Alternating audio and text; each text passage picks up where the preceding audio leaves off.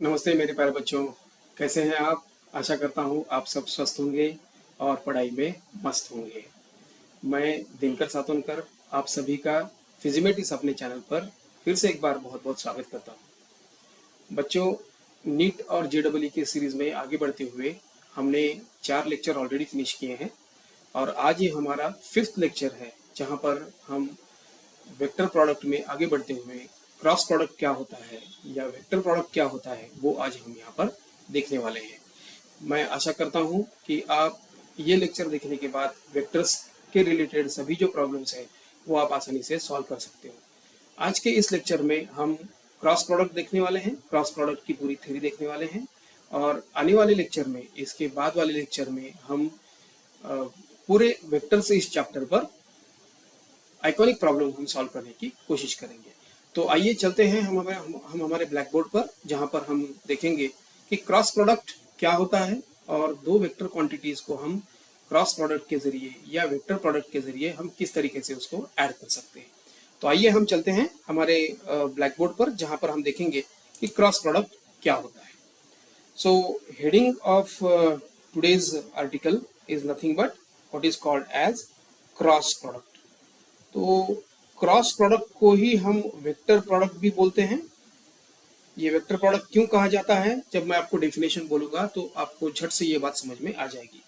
तो vector product या जिसे हम क्रॉस प्रोडक्ट के नाम से भी जानते हैं। अब ये तो हमने आपको पहले ही बता दिया कि जब कोई भी दो वेक्टर क्वांटिटीज हमारे पास रहती हैं तो उन दो वेक्टर क्वांटिटीज को हमें रिक्वायरमेंट के अनुसार कभी कभी डॉट प्रोडक्ट के फॉर्म में प्रोडक्ट करना पड़ता है, कभी कभी हमें क्रॉस प्रोडक्ट या जिसे हम वेक्टर प्रोडक्ट कहते हैं उसके भी फॉर्म में हमें कभी कभी वेक्टर का मल्टीप्लिकेशन करना पड़ता है। तो इसके पहले वाले लेक्चर में हमने देखा था कि डॉट प्रोडक्ट हम कब यूज करते हैं, जब हमारे पास दो वेक्टर क्वांटिटीज का प्रोडक्ट हम लेते हैं और अगर आने वाला प्रोडक्ट, अगर आने वाली क्वांटिटी, अगर आने वाला आंसर अगर हमें स्केलर क्वांटिटी देकर जाता है तो उस वाले प्रोडक्ट को हम बोलते हैं डॉट प्रोडक्ट। उसके विपरीत अब हम यहाँ पर देखेंगे कि वेक्टर प्रोडक्ट या क्रॉस प्रोडक्ट किसे कहते हैं। अब मान लीजिए मेरे पास दो वेक्टर्स हैं और वो दो वेक्टर्स को जब मैं मल्टीप्लाई करता हूँ तो आने वाली क्वांटिटी अगर मेरे पास एक वेक्टर क्वांटिटी है तो जब उस वाले प्रोडक्ट को हम वेक्टर प्रोडक्ट कहते हैं या उसे हम क्रॉस प्रोडक्ट कहते हैं। तो इसकी डेफिनेशन क्या होगी, चलिए डेफिनेशन सबसे पहले हम देखते हैं। डेफिनेशन आपको समझने के लिए, क्रॉस प्रोडक्ट क्या होता है ये समझने के लिए आपको डेफिनेशन जानना जरूरी है। Now what is the definition? When the product of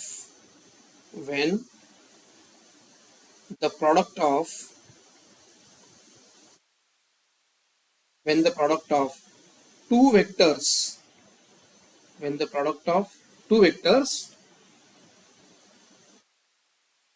gives a vector quantity, अगर दो वेक्टर्स मेरे पास है, उन दो वेक्टर्स को प्रोडक्ट करने के बाद अगर मेरे पास वेक्टर क्वांटिटी फिर से एक बार आती है तो उस वाले प्रोडक्ट को हम बोलेंगे वेक्टर प्रोडक्ट। तो when the product of two vectors gives a vector quantity, then the product is called as a vector product, is called as the vector product. अब यहाँ पर क्रॉस प्रोडक्ट भी इसे कहते हैं। क्यों क्रॉस प्रोडक्ट कहते हैं इसकी वजह आप जान लो। हमने डॉट प्रोडक्ट डॉट के सहायता से एक्सप्रेस किया था, वो भी एक प्रोडक्ट था, लेकिन जो हमने डॉट प्रोडक्ट एक्सप्रेस किया था वो डॉट प्रोडक्ट हमें करने के बाद, वो मल्टीप्लिकेशन करने के बाद हमें एक स्केलर क्वांटिटी मिल रही थी। उसके विपरीत अब यहाँ पर हमें प्रोडक्ट करने के बाद, दो वेक्टर क्वांटिटीज का मल्टीप्लिकेशन करने के बाद अब जो क्वांटिटी मेरे पास आएगी वो एक वेक्टर क्वांटिटी होगी। तो in order to differentiate between dot product that is scalar product and vector product, हम इसे क्रॉस के सहायता से एक्सप्रेस करते हैं। तो मान लीजिए मेरे पास दो वेक्टर क्वांटिटीज है, suppose I have vector A and I have vector B. अगर इन दोनों का प्रोडक्ट करने के बाद अगर मुझे वेक्टर क्वांटिटी मिल रही है, सपोज वेक्टर ए और वेक्टर बी का मल्टीप्लिकेशन करने के बाद मुझे ये सी जो प्रोडक्ट मिल रहा है ये एक वेक्टर क्वांटिटी है, तो हम इस वाले प्रोडक्ट को क्रॉस प्रोडक्ट बोलेंगे, जो कि हम इसे क्रॉस इस सिंबल से, क्रॉस इस साइन से हम इसे एक्सप्रेस करते हैं, तो इसलिए इसे हम क्रॉस प्रोडक्ट भी कहते हैं। अब ये वेक्टर क्वांटिटी हमें जो मिल रही है, ये स्पेसिफिक तरीके से प्रोडक्ट ऑब्टेन करने के बाद ही हमें मिलने वाली है। जो कि मिलने वाला प्रोडक्ट एक वेक्टर क्वांटिटी है, तो डेफिनेटली ये क्वांटिटी को मैग्नीट्यूड भी रहेगा और डायरेक्शन भी रहेगा। तो इसलिए हमें इस वाले वेक्टर क्वांटिटी को स्पेसिफिकली एक्सप्रेस करना जरूरी है। इसलिए मैं यहाँ पर जो प्रोडक्ट हम लेने वाले हैं उसको क्रॉस से इंडिकेट करते हैं, क्रॉस से उसको हम रिप्रेजेंट करते हैं। इसलिए इस वाले प्रोडक्ट को हम क्रॉस प्रोडक्ट भी कहते हैं, या जिसे हम वेक्टर प्रोडक्ट भी कहते हैं। अब ये जो क्रॉस प्रोडक्ट हम लेने वाले हैं, जैसे हमने डॉट प्रोडक्ट में लिया था a dot B will give me A B cos theta, जहां पर मुझे एक स्केलर क्वांटिटी मिल रही थी, जहां पर हमें सिर्फ मैग्नीट्यूड से वो एक्सप्रेस कर सकते हैं। तो अगर मैं इसी प्रोडक्ट को इसके फॉर्मूला के फॉर्म में अगर रिप्रेजेंट करूं, तो that becomes as vector A cross vector B. अब ये जो सी वेक्टर क्वांटिटी हमें मिल रही है, जो प्रोडक्ट मिल रहा है, उसे हम रिप्रेजेंट कर सकते हैं magnitude of vector A into magnitude of vector B into sine of the angle between them. मान लीजिए मेरे पास जो दो वेक्टर्स मैंने कंसीडर किए हैं, उन दो वेक्टर्स में कुछ एंगल थीटा बनता है, तो वो मैं रिप्रेजेंट कर सकता हूं a into B into sine theta. जो कि ये वेक्टर क्वांटिटी हमें मिल रही है, इसलिए हमें इसको यूनिट वेक्टर के फॉर्म में भी रिप्रेजेंट करना पड़ेगा। तो इसलिए यहां पर मैं यूनिट वेक्टर रिप्रेजेंट करता हूं, यूनिट वेक्टर n। तो अब ये जो फॉर्मूला मेरे पास बन के आया है, this formula is called as the cross product formula. और ये फॉर्मूला बहुत ही ज्यादा इंपॉर्टेंट है, क्योंकि हमें इस फॉर्मूला से बहुत सारे प्रॉब्लम्स, या कहाँ पर भी हमको वेक्टर क्वांटिटीज को मल्टीप्लाई करना पड़ता है, तब हमें ये वाला फॉर्मूला यूज करना पड़ता है। अब थोड़ा सा यहाँ पर मैं बता दूं कि what is this a is nothing but the magnitude of vector A, B is the magnitude of vector B, sin theta ये साइन फंक्शन है, दोनों भी वेक्टर्स के बीच में अगर थीटा एंगल बनता है तो हम उसका साइन थीटा लेते हैं। And this unit vector n represents the direction of the product of these two vectors. This is very very important over here, क्योंकि जो वेक्टर क्वांटिटी हमें मिल रही है, वो वेक्टर क्वांटिटी को मैग्नीट्यूड के साथ साथ डायरेक्शन भी यहाँ पर है, तो उसकी डायरेक्शन हम इस यूनिट वेक्टर के फॉर्म में यहाँ पर रिप्रेजेंट करेंगे। तो जो हमने यहाँ पर ये वाला फॉर्मूला देखा था, a cross b is equal to A B sine theta, इसका सिग्निफिकेंस क्या है, इसका मीनिंग क्या है, ये भी हम यहाँ पर थोड़ा सा समझने की कोशिश करते हैं। तो let us consider that if suppose I have two vectors with me, और मैंने एक ये प्लेन कंसीडर किया है। Let us consider that suppose I have one plane with me. Okay, suppose this is one plane, और इस वाले plane में मान के चलो कि मैंने दो वेक्टर्स यहाँ पर कंसीडर किए हैं। Let us imagine that this is nothing but the vector b, and let us imagine that I have another vector with me. Let us imagine this is nothing but the vector a। तो ऐसे मेरे पास दो vectors हैं suppose, और ये दोनों vectors के, suppose this is vector a and this is vector b, इन दोनों के बीच में जो एंगल है, let us imagine this angle is nothing but the theta. तो अब ये प्रोडक्ट के फॉर्म में हम रिप्रेजेंट करेंगे, लेकिन इसके पहले हमें इन दो वेक्टर्स के प्रोडक्ट का ओरिएंटेशन, मतलब डायरेक्शन हमें याद में रखना जरूरी है। अब ये कैसे याद में रखेंगे, तो हम याद में रखेंगे एंटी क्लॉकवाइज डायरेक्शन और क्लॉकवाइज डायरेक्शन। यहाँ पर एक रूल मैं स्पेसिफिकली बताना चाहूंगा कि जिस रूल के सहायता से जो हमें प्रोडक्ट मिलने वाला है, जो यहाँ पर वेक्टर सी हमें मिलने वाला है, उसकी डायरेक्शन हम स्पेसिफाई करते हैं, उसकी डायरेक्शन हम जान सकते हैं। तो वो वाला रूल क्या है, that rule is nothing but your right hand thumb rule. अब राइट हैंड थंब रूल में अगर आप देखोगे, मान के चलो कि मैंने ऐसे मेरी राइट हैंड वाली जो मुट्ठी है, मैंने उसको फिंगर्स ऐसे इस तरीके से कर्ल की है, और ये जो मेरा थंब है, ये आउटस्कर्ट्स डायरेक्शन में मैंने ऊपर के डायरेक्शन में कंसीडर किया है। तो ये जो फिंगर्स है, ये फिंगर्स हमें वेक्टर ए और वेक्टर बी के मल्टीप्लीकेशन का साइड हमें इंडिकेट करती है। तो मान के चलो कि मैंने कंसीडर कर दिया सपोज वेक्टर ए क्रॉस वेक्टर बी, तो मैं यहाँ पर इस वाले डायरेक्शन को कंसीडर कर रहा हूँ। सबसे पहले मैंने वेक्टर ए कंसीडर किया है, वेक्टर ए को मैंने क्रॉस प्रोडक्ट लिया है वेक्टर बी के साइड में, तो मेरी डायरेक्शन हो गई ए से लेकर बी तक, तो इसलिए मैंने इसको एंटी क्लॉकवाइज डायरेक्शन में मैंने इसको मेंटेन किया है। अगर अब मैं यहाँ पर ये वेक्टर ड्रॉ करूं, this is nothing but my vector A, this is my vector B, दोनों में एंगल थीटा है। अगर मैं यहाँ पर मेरा राइट हैंड थंब रूल अगर किस तरीके से रिप्रेजेंट करूँ, तो मान के चलो कि suppose this is my thumb and these are nothing but my fingers। मान के चलो कि इस तरीके से ये मेरा हैंड है, ये मेरा थंब है। तो मैंने क्या किया है कि ये मेरे फिंगर्स जो मैंने यहाँ पर ड्रॉ किए हैं, इन फिंगर्स के डायरेक्शन, इन फिंगर्स को मैंने ए से लेकर बी तक के डायरेक्शन में मैंने इसको कर्ल किया है, मतलब फोल्ड किया है। तो अब ये आउटस्कर्ट डायरेक्शन में जो मुझे थंब मिल रहा है, ये थंब की डायरेक्शन हमें वेक्टर सी के डायरेक्शन को बताती है। तो ये यहाँ पर बहुत ज्यादा इंपॉर्टेंट है, प्लीज इसको थोड़ा सा गौर से सुनिए कि वेक्टर ए हम वेक्टर बी के तरफ कर्ल कर रहे हैं, मतलब उसको फोल्ड कर रहे हैं, मतलब उसको डायरेक्शन दे रहे हैं वेक्टर ए को बी के डायरेक्शन की ओर, जो हमें right hand thumb rule fingers के डायरेक्शन में कर्ल करते हुए हमारे फिंगर्स की जो डायरेक्शन है उस डायरेक्शन में हमने यहाँ पर कंसिडर किया है। तो आउटस्कर्ट्स डायरेक्शन में जो हमारा थंब यहाँ पर दिख रहा है, ये थंब हमें वेक्टर सी के डायरेक्शन की डायरेक्शन बताता है। तो मैंने आपको कहा था कि वेक्टर जो सी आने वाला है वो एक वेक्टर क्वांटिटी है, तो डेफिनेटली उसको डायरेक्शन भी रहने वाली है। तो अब यहाँ पर जो डायरेक्शन यहाँ वेक्टर सी की बनेगी, वो वेक्टर सी की डायरेक्शन कुछ इस तरीके से होगी, जो मैं आपको यहाँ पर अभी ड्रॉ करूंगा। So this is nothing but the direction of the vector C. तो ये बात समझ में आ गई कि वेक्टर सी का डायरेक्शन हम किस तरीके से डिफाइन कर सकते हैं। आप चाहे इसको राइट हैंड थंब रूल के फॉर्म में एक्सप्रेस करिए, या स्क्रू रूल के फॉर्म में भी आप एक्सप्रेस कर सकते हो। आपको स्क्रू मालूम है, जैसे कोई भी मैकेनिक स्क्रू को टाइट करता है, तो टाइट जैसे करते हैं उसको हम एंटी क्लॉकवाइज डायरेक्शन में घुमाते हैं, तो स्क्रू आगे आगे डायरेक्शन में मूव होने लगता है। जो वुड है या कहीं पर भी हम जो स्क्रू फिट कर रहे हैं, तो वो आगे मूव करना चालू कर देता है। तो इसी तरीके से हमें डायरेक्शन सी मालूम होता है। अब अगर मैं कंसीडर करूं, suppose if I consider the same vector b and vector a, but now this time I am considering this vector b and vector a, इनका प्रोडक्ट मैं एक्सप्रेस करना चाहता हूं vector b cross vector a। मतलब अब मैं vector b को vector a की तरफ मैं डाइवर्ट करूंगा, मतलब मूव करूंगा। तो जब इनका प्रोडक्ट होगा तब भी मुझे इन दोनों का प्रोडक्ट जो वेक्टर क्वांटिटी मिल रही है उसकी भी डायरेक्शन हमें राइट हैंड थंब रूल से एक्सप्रेस करनी पड़ती है।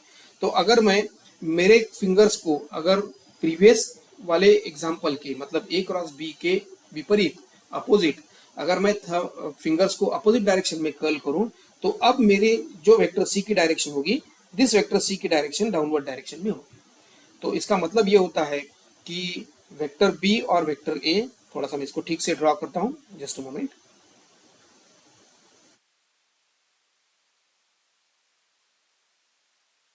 सपोज ये मेरा वेक्टर ए है, ये वेक्टर बी है, तो मेरा वेक्टर सी का डायरेक्शन जो रहने वाला है, दिस वेक्टर सी का डायरेक्शन डाउनवर्ड डायरेक्शन में रहने वाला है।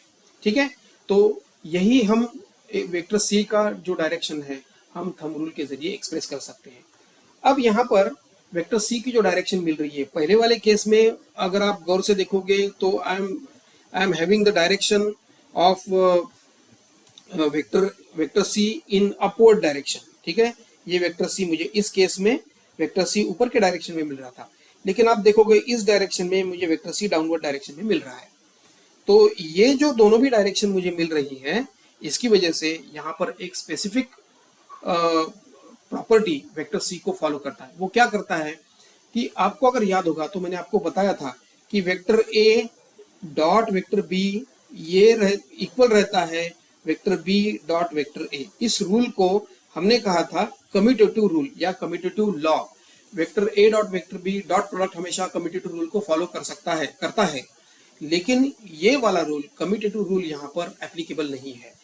In case I can say that vector A cross vector B is not equal to, क्योंकि commutative rule cross product follow नहीं करेगा। आप यहाँ पर गौर से देखोगे वेक्टर सी की डायरेक्शन पहले वाले केस में ऊपर की डायरेक्शन में थी, वेक्टर ए क्रॉस वेक्टर बी जब हमने लिया था। अब यहाँ पर हमने vector B cross vector A लिया है, तो उस वाले वेक्टर सी का डायरेक्शन डाउनवर्ड डायरेक्शन में है। मतलब a cross vector B is not equal to b cross vector a. इसका मतलब ये होता है कि ये कम्यूटेटिव रूल को फॉलो नहीं करता है। We definitely can't apply the two things equal. A cross B is not equal to B cross A. क्योंकि वजह क्या है, इसकी वजह ये है कि ये जो हमें डायरेक्शन मिल रहा है वेक्टर सी का, अब पहले वाले केस में ऊपर के डायरेक्शन में, दूसरे वाले केस में नीचे के डायरेक्शन में, तो वो हमें अलाउ नहीं करता है कि वेक्टर ए क्रॉस वेक्टर बी को कम्यूटेटिव रूल के फॉर्म में एक्सप्रेस हम नहीं कर सकते, राइट। ठीक है, ओके, आगे बढ़ते हैं। तो अब हम यहाँ पर जैसे हमने डॉट प्रोडक्ट में कुछ प्रॉपर्टीज देखे थे, वैसे ही हम क्रॉस प्रोडक्ट के भी कुछ प्रॉपर्टीज यहाँ पर देख लेते हैं, जो प्रॉपर्टीज हमें न्यूमेरिकल्स को सॉल्व करने में बहुत ज्यादा हेल्प करने वाले हैं। So the next article is nothing but properties of cross product. तो आइए देखते हैं कि क्रॉस प्रोडक्ट की प्रॉपर्टीज क्या क्या हैं। Let us try to understand what are the properties of cross product over here, right. तो सबसे पहले हम प्रॉपर्टी देखते हैं। एक तो प्रॉपर्टी हमने यहाँ पर देख ली, what is vector product do not follow the commutative rule. तो सबसे पहला प्रॉपर्टी है vector product is not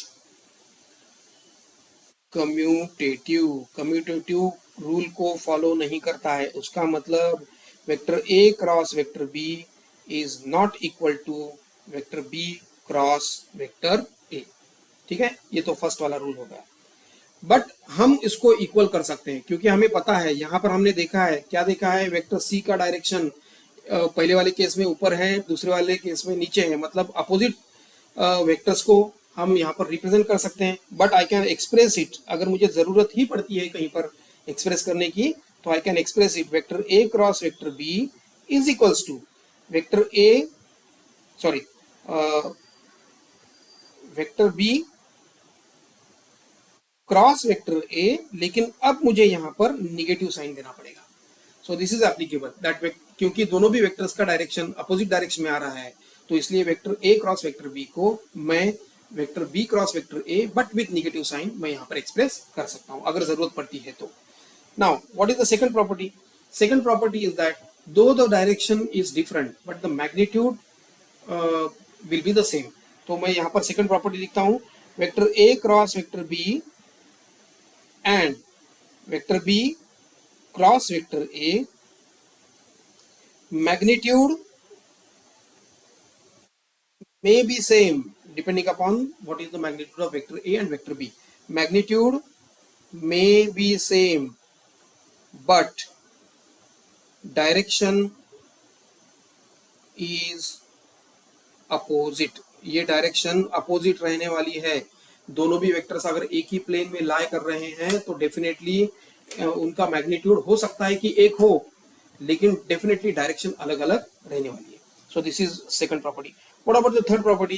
third property यहाँ पर हम देखने वाले हैं कि अगर दोनों में एंगल अगर वेरी होता है, थीटा के हम अलग अलग केस अगर लेते हैं तो क्या होगा? Now if theta will be is equals to 0, that is angle between, sorry one by one लेंगे हम। So if theta will be is equals to 90 degree, तो हमारा फॉर्मूला क्या बन जाएगा? Vector A cross vector B will be is equals to A into B into sine of 90 degree into unit vector N. तो मुझे पता है साइन 90 इज नथिंग बट 1, तो यहाँ पर मैं लिखूंगा a cross vector B will be is equals to 1, that is nothing but maximum value. ठीक है ना? तो वेक्टर ए क्रॉस वेक्टर बी की मैक्सिमम वैल्यू कब रहेगी? जब हम theta is equal to 90 degree, मतलब इसका मतलब ये होता है कि दो वेक्टर्स अगर एक प्लेन में लाई कर रहे हैं और उन दोनों में एंगल अगर 90 डिग्री है, तो हम उन दोनों का प्रोडक्ट, क्रॉस प्रोडक्ट हमें मैक्सिमम मिलने वाला है, राइट।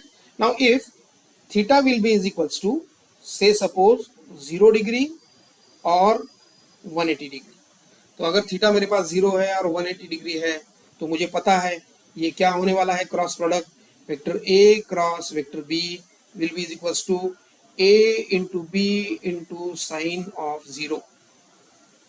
Sine of 0 is 0, तो इसका मतलब ये होता है vector a cross vector b will be is equals to 0, right? तो 0 भी sine 0 is 0, sine 180 is also 0। तो आप 0 डिग्री अगर 180 डिग्री अपोजिट वेक्टर्स अगर दोनों का प्रोडक्ट हम लेंगे तो भी हमें उसका प्रोडक्ट 0 ही आने वाला है। This is important property. Vectors product maximum कब रहेगा, वेक्टर प्रोडक्ट मिनिमम कब रहेगा? प्लीज इसको आप, थीटा जो दोनों में का एंगल है वो थीटा आप 0 डिग्री और 180 डिग्री एंड 90 डिग्री के फॉर्म में हम इसको एक्सप्रेस कर सकते हैं। अगर दो वेक्टर्स एक दूसरे के पैरेलल है, if vector A is parallel to vector B, अगर दोनों वेक्टर पैरेलल है इसका मतलब क्या होता है, दोनों वेक्टर पैरेलल है उसका मतलब दोनों में का भी एंगल 0 है। तो अब यहां पर क्या हो जाएगा, vector A cross vector B will be is equals to magnitude of vector A into magnitude of vector B will be is equals to sin 0, that is nothing but 0। ठीक है, अब मान के चलो कि मेरे पास vector A and vector A and vector A ही है, हम उसी वेक्टर का अगर सेल्फ प्रोडक्ट लेते हैं, क्रॉस प्रोडक्ट लेते हैं तो क्या हो जाएगा। तो वेक्टर ए क्रॉस वेक्टर ए है, तो हम यहाँ पर लिख सकते हैं magnitude of vector A again into magnitude of vector A into sine of the angle that is 0, parallel है तो 0 है, लेकिन जो कि ये सेल्फ वेक्टर है तो इसको डायरेक्शन डेफिनेटली रहने वाली है जो हम n यूनिट वेक्टर से रिप्रेजेंट करेंगे। तो अब यहाँ पर ये तो 0 आ जाएगा, this quantity will become as 0, but this unit vector will represent the direction of the self cross product of the vectors। तो ये एक null vector हो जाएगा, तो इसलिए हम यहाँ पर लिखेंगे this will give me a null vector। null vector तो हमने देखा है वेक्टर्स के फॉर्म जो मैंने आपको एक्सप्लेन किए थे, उसमें मैंने आपको बताया था कि what is called as the null vector। let us move to the next property। अगर मान के चलो कि मैंने दो वेक्टर्स को कंपोनेंट के फॉर्म में एक्सप्रेस किया है, मतलब आई जे के यूनिट वेक्टर की फॉर्म में मैंने अगर एक्सप्रेस किया है, तो unit vector I cross unit vector I will always be equals to 0। ठीक है, क्योंकि डायरेक्शन दोनों की सेम है, तो दोनों भी वेक्टर्स पैरेलल ही होंगे। तो पैरेलल होंगे तो हमने देख लिया है वेक्टर ए का अगर हम पैरेलल वेक्टर कोई दूसरे के साथ मल्टीप्लिकेशन करते हैं तो हमें 0 मिलता है। तो उसी तरीके से आई वेक्टर आई को 0 ही आंसर आएगा। Similarly vector J cross vector J is equals to vector के क्रॉस वेक्टर के will also be is equals to 0। ठीक है, तो ये सेल्फ वेक्टर का प्रोडक्ट यूनिट वेक्टर के फॉर्म में हमें 0 मिलता है। ठीक है, अब ये तो बात हो गई सेल्फ क्रॉस प्रोडक्ट की। अगर मैं कंपोनेंट के फॉर्म में मान के चलो कि मैंने कोई वेक्टर रिप्रेजेंट किया, suppose vector A is nothing but AXI plus AYJ plus AZK, X, Y और Z के कंपोनेंट के फॉर्म में अगर मैं यहाँ पर एक्सप्रेस करूं तो यहाँ पर I, J, K are unit vectors, AX, AY, AZ are the components of vector A along X axis, Y axis and Z axis. ठीक है, अगर मेरे पास है तो क्या मैं vector I cross vector J cross vector K cross vector I, इनका प्रोडक्ट हमें क्या मिलेगा वो हम देखने की कोशिश करेंगे। तो अब ये तीनों भी वेक्टर्स जो है ये ऑर्थोगोनल वेक्टर है। ऑर्थोगोनल का मतलब होता है कि ये तीनों भी वेक्टर्स एक दूसरे के परपेंडिकुलर है। तो अब मुझे जब मैं ऐसे ऑर्थोगोनल के फॉर्म में रिप्रेजेंट करता हूं तो मुझे एक डायग्राम का यहाँ पर सहारा लेना पड़ेगा, that is nothing but vector I, vector J, vector K। तो अगर मैं इसको इस तरह से रिप्रेजेंट कर दूं तो मुझे एक तो ये डायरेक्शन मिलने वाली है और दूसरी डायरेक्शन मुझे मिलने वाली है ये। ठीक है, तो उसको सिंपल फॉर्म में हम एक्सप्रेस करेंगे। यहाँ पर देखो, यहाँ पर vector I cross vector J cross vector K या vector K cross vector I, ये स्पेसिफिक डायरेक्शन के फॉर्म में हमें रिप्रेजेंट करना पड़ेगा। तो वेक्टर I और वेक्टर J को अगर हम इस डायरेक्शन में फॉलो करेंगे, यहाँ पर वेक्टर K है, vector J cross vector K को हम इस डायरेक्शन में एक्सप्रेस करेंगे, vector K cross vector I को हम इस डायरेक्शन में रिप्रेजेंट करेंगे। तो यहाँ पर हम दोनों भी वेक्टर्स का I क्रॉस वेक्टर J का डायरेक्शन स्पेसिफिक यहाँ पर लेंगे। तो अगर मैं यहाँ पर vector I cross vector J, unit vector I cross unit vector J को अगर रिप्रेजेंट करूंगा तो मुझे पता है कि वेक्टर K इन दोनों वेक्टर्स को परपेंडिकुलर है। अगर डायग्राम में निकालूं तो ये डायग्राम कुछ इस तरीके से बन जाएगी, है ना। हमें पता है कि this is nothing but your vector I, this is nothing but your vector J and this is nothing but your vector K। तो आई और जे का अगर मैं मल्टीप्लीकेशन लूं तो ये परपेंडिकुलर डायरेक्शन में रहने वाला है, जो कि वेक्टर जे के फॉर्म में है, तो वेक्टर के फॉर्म में है। तो मैं यहां पर लिख सकता हूं i cross vector J is nothing but vector के।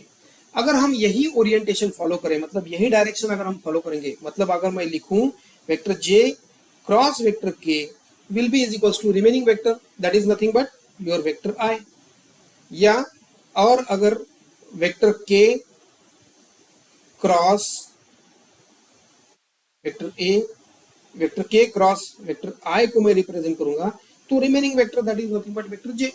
ठीक है, तो इस तरीके से अगर मैं स्पेसिफिक डायरेक्शन में वेक्टर का प्रोडक्ट ले रहा हूं तो मुझे ये डायरेक्शन, ये वाले जो डायग्राम अभी मैंने बताई है उस डायरेक्शन को आपको फॉलो करना जरूरी है, राइट। सो ठीक है, this is nothing but how the cross product can be taken.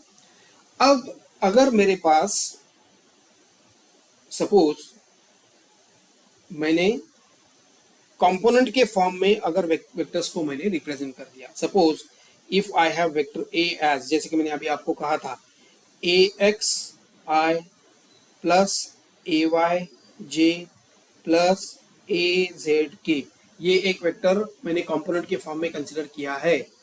अब मैं सेकंड वेक्टर भी कंसिडर करता हूं, वेक्टर बी, जो मैं एक्सप्रेस करूंगा B x I plus B Y J plus B Z के। अगर इन दोनों का मैं अगर क्रॉस प्रोडक्ट लेता हूं तो मुझे यहाँ पर तीनों भी डायरेक्शन के कंपोनेंट कंसीडर करना पड़ेगा, और वो कंपोनेंट मैं डायरेक्ट मल्टीप्लिकेशन नहीं कर सकता, क्योंकि ये जो कंपोनेंट्स है वो मल्टीप्लाई करने के बाद, वो वेक्टर प्रोडक्ट करने के बाद मुझे एक स्पेसिफिक डायरेक्शन मिलने वाली है जो मैं डायरेक्ट मल्टीप्लिकेशन से यहाँ पर एक्सप्रेस नहीं कर सकता। तो अब मैं यहाँ पर क्या कर सकता हूँ, तो मुझे इन दोनों का क्रॉस प्रोडक्ट जब मैं लेता हूँ तो मुझे डिटरमिनेंट सॉल्व करना पड़ेगा। तो डिटरमिनेंट सॉल्व करने का एक स्पेसिफिक तरीका है, प्लीज आप यहाँ पर उसको जरा गौर से देखिए, क्योंकि आपको इस वाले डिटरमिनेंट के एक्सपांशन का फॉर्मूला आपको बहुत बार यूज में लाना पड़ेगा। तो इसको करने की तरीका क्या है, देखिए। अब मैं यहाँ पर अगर वेक्टर ए क्रॉस वेक्टर बी को रिप्रेजेंट करूंगा तो मैं उसको डिटरमिनेंट के फॉर्म में सबसे पहले मुझे प्लेस करना पड़ेगा। तो डिटरमिनेंट फॉर्म आप शायद मैथमेटिक्स में ये कर चुके होंगे, अगर नहीं भी हुआ होगा तो प्लीज यहाँ पर थोड़ा सा ध्यान दीजिए। सो दिस इज नथिंग बट, इसको लिखने का तरीका यह है कि सबसे पहले आप वेक्टर आई, वेक्टर जे, वेक्टर के यूनिट वेक्टर को आप रिप्रेजेंट यहाँ पर कर लीजिए इन रो फॉर्म। अभी फर्स्ट रो में हम वेक्टर ए के कंपोनेंट यहाँ पर रिप्रेजेंट करेंगे। तो आई यूनिट वेक्टर की डायरेक्शन में हमारा कंपोनेंट है ए एक्स, वही रो में हम लिखेंगे जे का कंपोनेंट ए वाई और के का कंपोनेंट ए जेड। ठीक है, अब दूसरा वाला जो वेक्टर है उसको थर्ड वाले रो में रिप्रेजेंट कीजिए, that is nothing but B X B Y and B Z. ठीक है, अब कुछ स्टेप्स आपको यहाँ पर फॉलो करने पड़ेंगे। क्या स्टेप्स है, उसके पहले सबसे पहले आप यहाँ पर एक बात नोट कीजिए कि यहाँ पर हम दे देंगे प्लस साइन, यहाँ पर हम दे देंगे माइनस साइन, और फिर से यहाँ पर प्लस साइन आ जाएगा। अब ये क्यों मैं दे रहा हूं प्लस माइनस प्लस, आपको थोड़ी देर के बाद समझ में आ जाएगा। तो अब यहाँ पर मैं इसको ही रिप्रेजेंट कर सकता हूं। इसको मुझे किस तरीके से रिप्रेजेंट करना पड़ेगा, थोड़ा सा आप गौर से देखिए, क्योंकि ये वाला प्रोडक्ट बहुत इंपॉर्टेंट है। ये कैसे प्रोडक्ट इंपॉर्टेंट है देखने की कोशिश कीजिए। अब सबसे पहले मैं क्या करता हूं, वेक्टर आई यूनिट वेक्टर को यहां पर मैं लिखूंगा। मैं कंसिडर करूंगा, just a moment, this first row and first column, इसको मैं हाइड कर दूंगा। ठीक है, अब मैं हाइड अगर जब करूंगा तो मेरे पास क्या अभी एलिमेंट क्या बाकी है, तो मेरे पास बाकी है a y a z b y b z. अब मुझे इसको मल्टीप्लाई करना पड़ेगा, लेकिन ये मल्टीप्लाई मैं क्रॉस या डायगोनल के फॉर्म में इसको मैं मल्टीप्लाई करूंगा। तो सबसे पहले मैं मल्टीप्लाई करूंगा ए वाई और बी जेड को। ठीक है, तो मैंने यहां पर लिख दिया a y into B z. अब आपको माइनस साइन देना है और आपको सेकंड टाइम ये डायगोनल का मल्टीप्लिकेशन आपको करना है, मतलब a z into B y. तो मैं यहां पर करता हूं a z into B y, bracket close कीजिए। ठीक है, अब हमने प्लस साइन दिया था तो सबसे पहले यहाँ पर प्लस साइन आएगा, तो मैंने यहाँ पर नहीं लिखा है actually, but this is plus sign. अब यहाँ पर हम क्या करेंगे, ये माइनस साइन जो हमने यहाँ पर कंसिडर किया है, ये माइनस साइन हम यहाँ पर लिखने वाले हैं। तो ये क्या माइनस साइन कहाँ पर लिखेंगे, this will be written over here minus.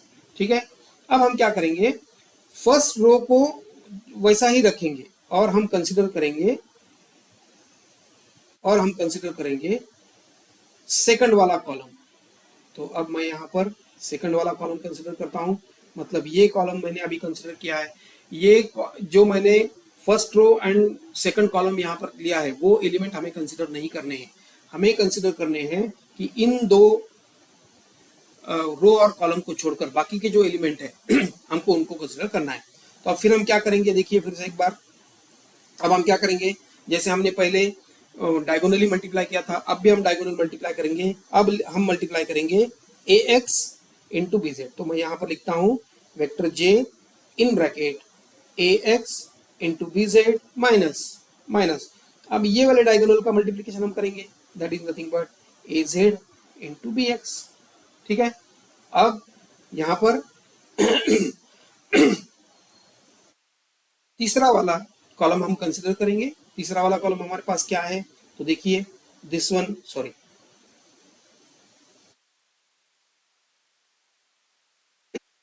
तीसरा वाला कॉलम हम यहाँ पर कंसिडर करेंगे, मतलब हम कंसिडर करेंगे दिस वन।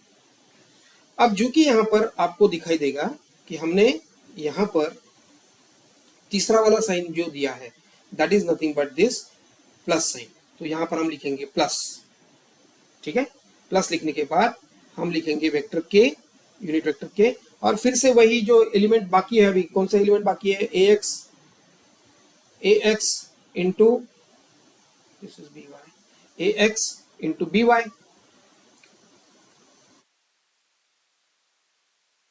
नहीं, अब हमने तीसरा वाला यहाँ पर कंसिडर किया है ax इंटू बी वाई, ठीक है, और ay इंटू बी एक्स। तो यहां पर हम कंसिडर करेंगे फर्स्ट रो और थर्ड कॉलम। तो अब हमारे पास एलिमेंट बचे हैं ax into B y minus of ay into B x. तो this is the way in which you can solve the determinant over here. ठीक है, आइए आगे बढ़ते हैं। इसको जब कभी भी आपको क्रॉस प्रोडक्ट आएगा तो आपको इस तरीके से आपको वहां पर मल्टीप्लिकेशन करना पड़ेगा। तो please remember this formula is very very important over here. और कुछ फॉर्मूलेज आपको यहाँ पर बार बार यूज करने पड़ेंगे। वो फॉर्मूलेज क्या है ये भी हम यहाँ पर अभी देखने की कोशिश करेंगे। सो बच्चों प्लीज आप नोट्स जो मैं यहाँ पर दे रहा हूँ, ये नोट्स प्लीज आप सभी प्रिपेयर कर लेना। आपके हैंडराइटिंग में आपको जैसे समझ आता है, आपको जैसे लैंग्वेज आपको यूज करनी है, सेल्फ लैंग्वेज में आप इसको यूज कर सकते हो। राइट, आगे बढ़ते हैं। चलिए नेक्स्ट वाली प्रॉपर्टी देखते हैं, जो कोई भी नंबर नेक्स्ट रहेगा, that is number n। Now अगर वेक्टर a और वेक्टर b अगर एक दूसरे के पैरेलल है, if suppose vector a is parallel to vector b, अब इनके कंपोनेंट्स भी हमें कुछ रेशो के फॉर्म में एक्सप्रेस कभी कभी करना पड़ता है। तो मैं यहाँ पर आपको डायरेक्ट फॉर्मूला यहाँ पर बता रहा हूँ, दैट इज नथिंग बट, अब आपको पता है vector a can be represented in component axi plus ayj, जैसे हमने पहले रिप्रेजेंट किया था, या b को वेक्टर b को हम रिप्रेजेंट करते हैं bxi plus byj plus bzk। आप कंसिडर कीजिए ये वेक्टर a और वेक्टर b जो पैरेलल है वो भी कंपोनेंट के फॉर्म में है। तो कभी कभी हमें वेक्टर a और वेक्टर b के कंपोनेंट्स को रेशो के फॉर्म में एक्सप्रेस करना पड़ता है। तो प्लीज वो रेशो क्या रहेगा एक बार देख लीजिए। तो यहाँ पर मैं रिप्रेजेंट करूंगा ax डिवाइडेड बाय bx, ठीक है, ये इक्वल रहेगा ay into B Y is equals to, sorry, is equals to az divided by bz। ये किसके बराबर रहेगा, ये रहेगा कुछ कांस्टेंट के बराबर, this k is nothing but some constant. तो हमेशा इन तीनों का भी मतलब x कंपोनेंट, y कंपोनेंट और z कंपोनेंट, इन तीनों कंपोनेंट्स का अगर हम रेशियो फाइंड आउट करेंगे तो वो हमेशा कांस्टेंट रहने वाला है। लेकिन ये तभी वैलिड है जब ये वेक्टर्स पैरेलल रहेंगे, और ये कांस्टेंट डेफिनेटली ग्रेटर देन 0 ही रहने वाला है। Right, so this is nothing but again one of the important property. Ninth property क्या है, सपोज अगर ये दो वेक्टर्स कभी पैरेललोग्राम शेप के अगर टू एडजेसेंट साइड्स हो, अगर कभी ये दो वेक्टर्स ट्राइंगल के दो साइड्स हो, या कभी कभी अगर ये दो वेक्टर्स पैरेललोपाइपाइड के अगर साइड्स में हो, तो हमें उसका एक स्पेसिफिक फॉर्मूला यहाँ पर रिप्रेजेंट करना पड़ता है। तो वो फॉर्मूलेज क्या क्या है ये हम यहाँ पर देख लेंगे। If vector A and vector B sides of number one, अगर ये पैरेललोग्राम के दो एडजेसेंट साइड्स है, adjacent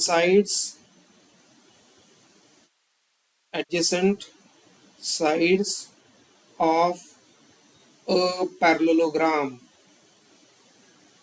adjacent sides के अगर दो पैरेललोग्राम के दो एडजेसेंट साइड्स को अगर रिप्रेजेंट कर रहे हैं, तो इन दोनों के क्रॉस प्रोडक्ट और उनका अगर मैग्नीट्यूड लूं तो मुझे क्या मिलेगा। देखिए, अगर मैं ये दोनों भी क्वांटिटीज का अगर मैं मैग्नीट्यूड लेता हूं, तो this magnitude will represent area of that parallelogram. जो हमने पैरेललोग्राम यहाँ पर कंसीडर किया है, वो पैरेललोग्राम के दो साइड्स अगर एक वेक्टर ए और वेक्टर बी के साइड्स अगर रिप्रेजेंट करेंगे, तो उनका क्रॉस प्रोडक्ट और उसका मैग्नीट्यूड अगर लेंगे, तो वो उस पैरेललोग्राम के एरिया के बराबर है। Number 2, if this vector A and vector B represents the adjacent sides of a triangle, दो अगर adjacent sides triangle के यहाँ रिप्रेजेंट करते हैं वेक्टर ए और वेक्टर बी, तो magnitude of the cross product will be is equals to half into magnitude of the cross product of the two vectors. That is nothing but which is represented as area of the triangle, which is nothing but area of a triangle. तो जो कोई भी triangle के दो sides के form में vector A और vector B यहाँ पर हमने कंसीडर किए हैं, उन वो वाला ट्राइंगल का एरिया क्रॉस प्रोडक्ट का मैग्नीट्यूड के साथ हम रिप्रेजेंट कर सकते हैं। Number 3, if suppose these two vector represents the adjacent sides of a parallelepiped. पैरेललोपाइपाइड भी एक शेप रहता है, आपको ज्योमेट्री में शायद ये शेप आप 9th-10th स्टैंडर्ड में इसको अच्छी तरीके से देख चुके होंगे। सो अब अगर मैं इसका वॉल्यूम कंसीडर करूं, वॉल्यूम ऑफ